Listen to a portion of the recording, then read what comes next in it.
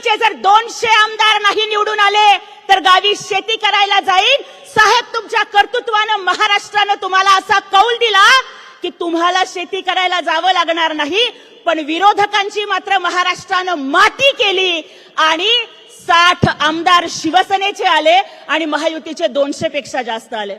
उबाठावाल्यांनी 100 लढवले आणि त्यांचे 20 आमदार निवडून आले।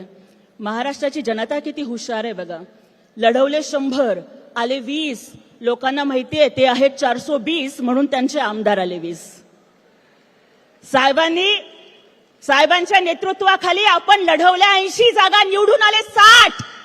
अरे पन्हाळाचा किल्ला घेताना छत्रपती शिवाजी महाराजांनी कोंडाजी फर्जंदाला विचारलं की कोंडाजी सांग किती मावळे पाहिजेत, तेव्हा कोंडाजी फर्जंद म्हणाले की राज फक्त 60 मावळं द्या, तो पन्हाळा तुमच्या पायाशी हजर करतो। माननीय एकनाथजी शिंदे साहेबांचे 60 आमदार निवडून आले कारण एकनाथजी शिंदे साहेबांनी महाराष्ट्राच्या पाठीचा कणा ठेवला ताठ। एकनाथजी शिंदे साहेबांनी महाराष्ट्राच्या पाठीचा कणा ठेवला ताठ, फोडून टाकला महाविकास आघाडीच्या फेक नॅरेटिव्हचा माठ आणि म्हणूनच शिवसेनेचे आमदार निवडून आले स्वाभिमानी 60। मला आज या ठिकाणी माननीय श्रीकांतजी शिंदे साहेबांचं इथे आगमन झालंय।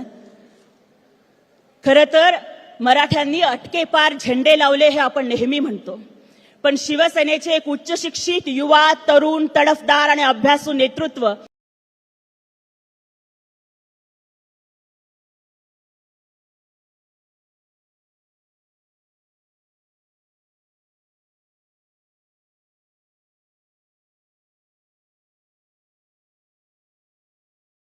शिक्षित युवा, तरुण, तडफदार आणि अभ्यासू नेतृत्व वरचं कुंकू पुसलं गेलं।